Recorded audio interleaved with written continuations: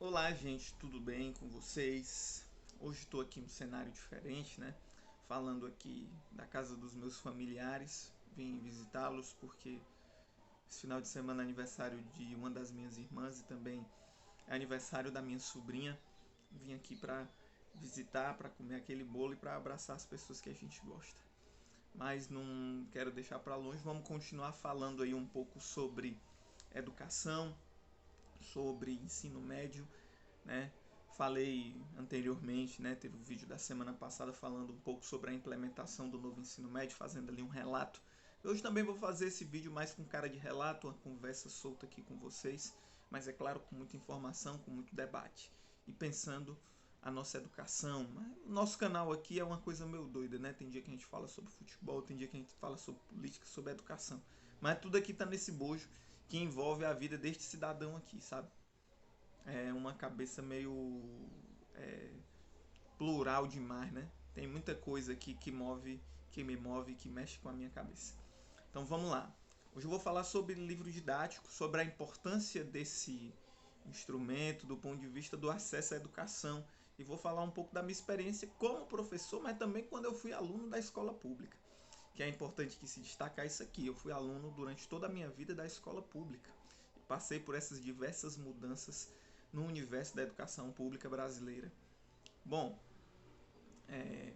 o livro didático como política de Estado, porque dá para a gente considerar o livro didático como uma política pública de Estado, não é uma política necessariamente de governo, porque a gente viu esse desenvolvimento.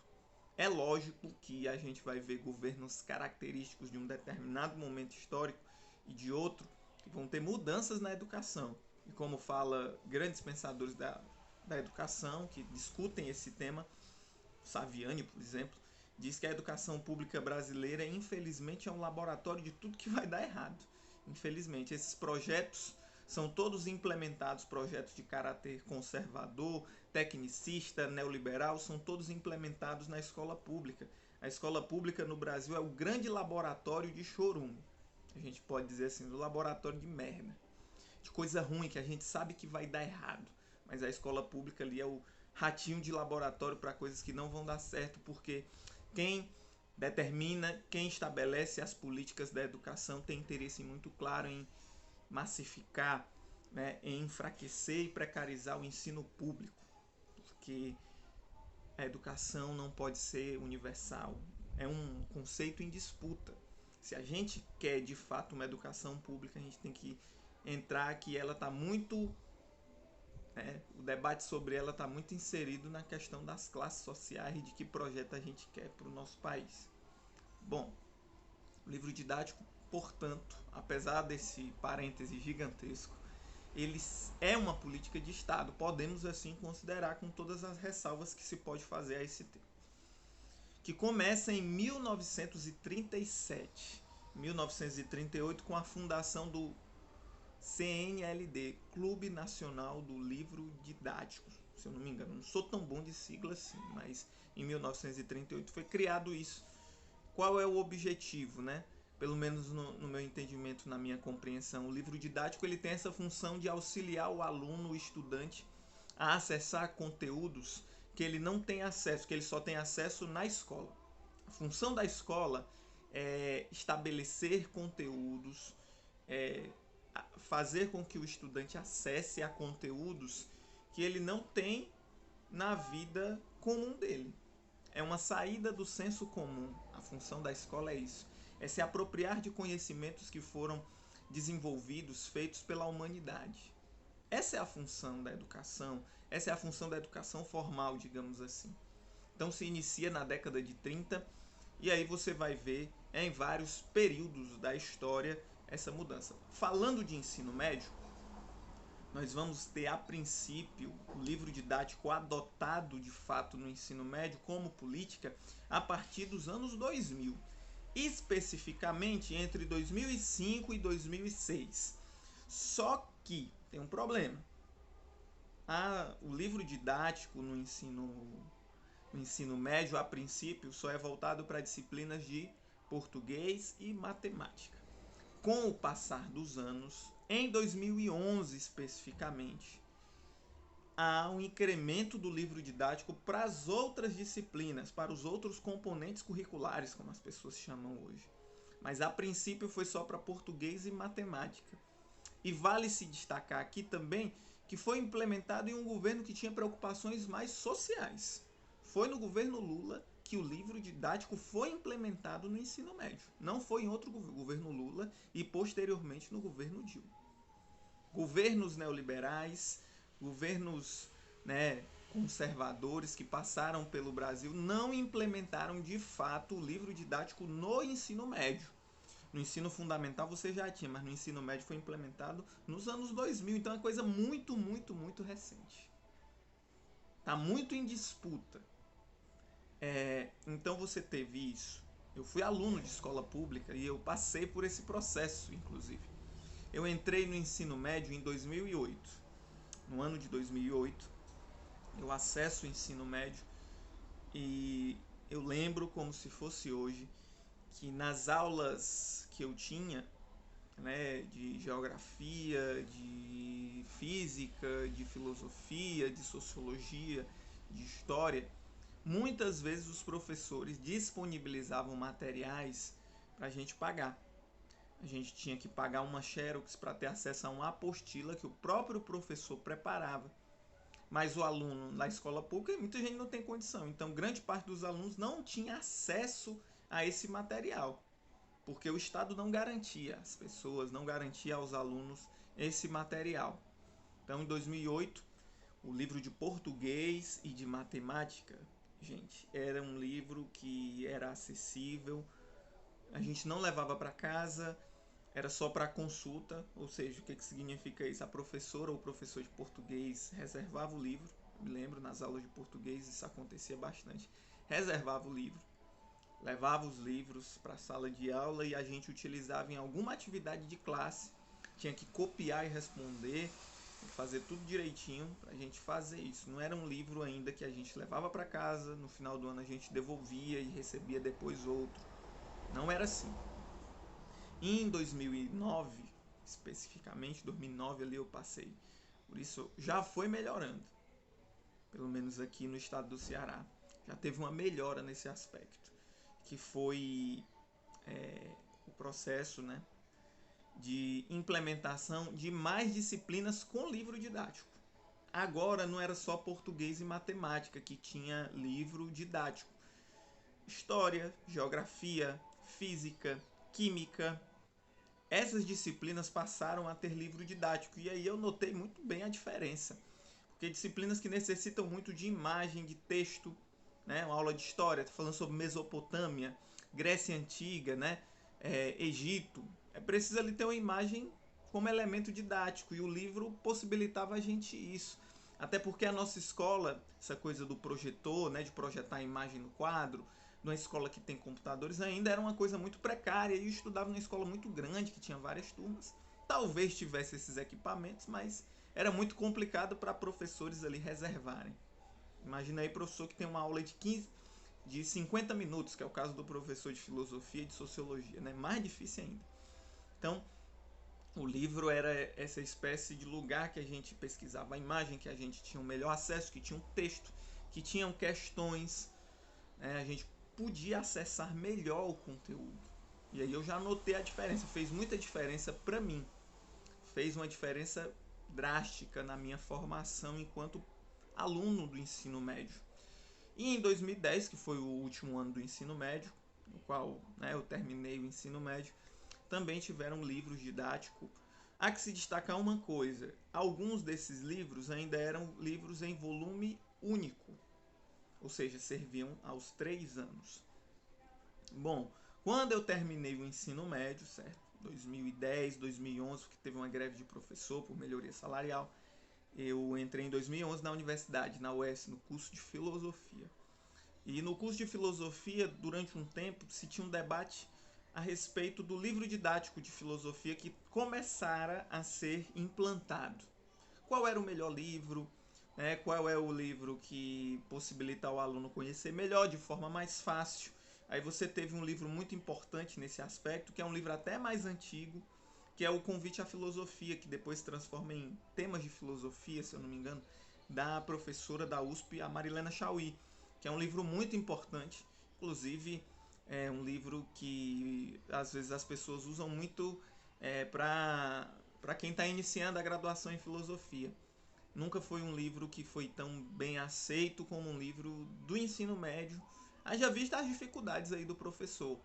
O livro é muito os temas são melhor desenvolvidos, isso é importante. Não estou querendo aqui subestimar o estudante do ensino médio, mas para um professor que tem uma aula de 50 minutos por semana, trabalhar temas de filosofia com textos tão alongados é um elemento dificultador.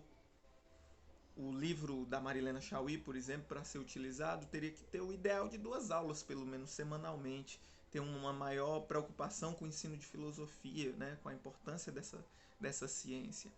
Então a gente tem que desenvolver séculos de um conhecimento desenvolvido, séculos e séculos, literatura, né, muita obra publicada, muitos temas discutidos em 50 minutos, durante 3 anos. Então tem uma dificuldade muito grande.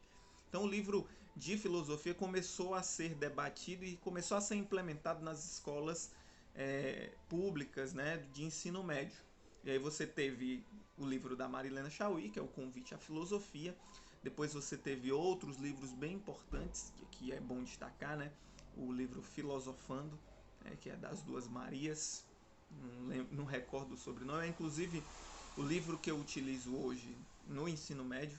Eu considero, na minha opinião, o livro que melhor debate essas questões a nível de ensino médio. Acho que traz importantes temas, ética, metafísica, lógica, conhecimento, filosofia política, trabalhando os temas, os conceitos, pensando ali os conceitos, discutindo, fazendo refletir essas questões e também trazendo como esses temas foram debatidos ao longo da história da filosofia. Essa boa conciliação aí entre o tema filosófico e como ele foi discorrido, trabalhado no decorrer, no interior da história da filosofia. É um livro que eu utilizo bastante. Esse livro é um livro que particularmente eu gosto muito.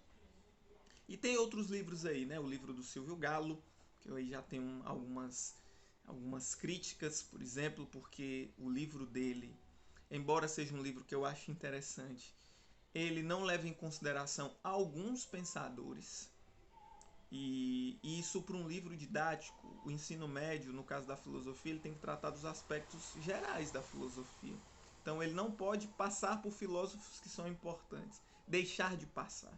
Tem que passar Hegel, Marx, Kant, Platão, Aristóteles, filosofia da Idade Média. Tem que trabalhar esses temas que são importantes à filosofia. É uma deficiência de todos esses livros, todos, é que esses não tratam das filosofias, podemos assim dizer. Não sei nem se as pessoas vão concordar comigo, porque consideram que filosofia é um tema, um termo ocidental, colonizador e tal. Que são as filosofias africanas e indígenas. Em todos esses livros, até então no ensino médio, eles não trabalham essas temáticas. Ética Ubuntu, a filosofia indígena, a perspectiva ética do bem viver, que são também temas importantes para se trabalhar no conteúdo de filosofia. Não dá para a gente debater filosofia somente a partir do que a Europa pensou. Até porque grande parte dos filósofos europeus, né, principalmente o Aristóteles aí nesse caso, tomou emprestado, né, saberes, conhecimentos, filosofia que era desenvolvida no continente africano, no Egito. O que as civilizações pré-colombianas produziram de conhecimento? Esses livros têm essa deficiência, e que é uma grande deficiência. Não quero aqui deixar de passar largo sobre isso. É necessário que se debata isso, é necessário que se debata racismo, xenofobia. Esses temas são muito caros à filosofia. Filosofia não é só discutir história da filosofia. Bom, e tem esses livros aí que são muito importantes, aí destaquei alguns. Se vocês quiserem pesquisar depois, quem não é da filosofia, para dar uma olhada para ver como é que eles trabalham esses temas. Bom, e aí tem um negócio que muda completamente o rolê, que é o quê? A implementação do novo ensino médio. Ano passado, entre 2020 e 2021, teve o PNLD do novo ensino médio, dos livros que iam ser escolhidos para o novo ensino médio. Só que o novo ensino médio, como eu falei um dia desses, ele não divide os conhecimentos por disciplina, componente curricular. Ele divide por áreas do conhecimento: ciências da natureza, linguagens e códigos, matemática e suas tecnologias, ciências humanas e sociais aplicadas. Como é pensado nacionalmente, a lei que rege o novo ensino médio pensa dessa forma. Só que tem um problema. Os estados, e ainda bem que isso é importante que se diga, não fizeram a divisão dos conteúdos a partir dessa perspectiva. O estado do Ceará teve inclusive lutas muito importantes de professores de filosofia, né, no intuito de manter a filosofia como conhecimento do ensino médio. Inclusive o estado do Ceará, por conta desta mobilização, estabeleceu um documento que é a DCRC, que é o Documento Curricular do Ceará. Não me lembro muito a sigla, mas depois vocês podem procurar aí, vou deixar o link aqui embaixo também da DCRC. E no estado do Ceará, por conta dessa disputa, né, dessa atuação de bravos companheiros aí da filosofia que se destacar, foram protagonistas nesse processo, mas de outras áreas. No estado do Ceará não se retiraram as disciplinas, e isso foi muito importante, foi fruto de disputa, de luta política. Foi muito importante. Só que os livros não vêm assim. Os livros não vêm assim. A escolha dos livros vem a partir das áreas. Você tem áreas, você tem livros que chamam-se projetos integradores, que até hoje os professores não sabem do que se trata. São conteúdos, são coisas muito soltas. Quando eu falo que é esvaziamento do conteúdo, é real. Porque você esvazia o conteúdo, você deixa o caos para ser gerido. E quem é que quer gerir o caos, né? Dizer que a culpa é responsabilizar a educação pública pelo fracasso dessa política. E a escolha do livro didático vem com os livros dispostos em áreas. No caso das ciências humanas e das outras áreas, são 6 volumes. São 2 livros para cada ano do ensino médio. Tem um livro de ciências humanas, os livros, volumes, ciências humanas, ciências da natureza. Vou falar aqui no caso das ciências humanas. O livro de ciências humanas é extremamente limitado do ponto de vista dos conteúdos. E nenhuma coleção passa largo por isso. São livros que não trabalham os conteúdos de todas as áreas, que deixa de fora conteúdos que são essenciais para disciplinas. Por exemplo, nos livros que foram escolhidos na escola de trabalho que a gente escolheu, e não tinha livro assim, não tem conteúdo sobre cartografia, que é um conhecimento muito importante da geografia. Não trabalha temas que são necessários na história. Por exemplo, antiguidade é pouquíssimo trabalhado na história. Então, Grécia, Mesopotâmia, não é trabalhado. É trabalhado a largo. E às vezes, e quando são trabalhados, esses temas são trabalhados em 2 páginas.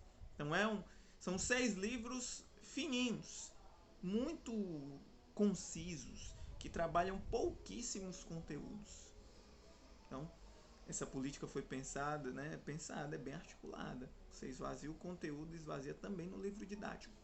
E o que é que nós temos a ver com isso? Tem a ver que o aluno, a partir de então, não vai mais acessar conteúdos que são necessários para o seu conhecimento. As aulas não vão acessar mais, porque eu, enquanto professor, privilegio muito os conteúdos que estão dispostos no livro didático.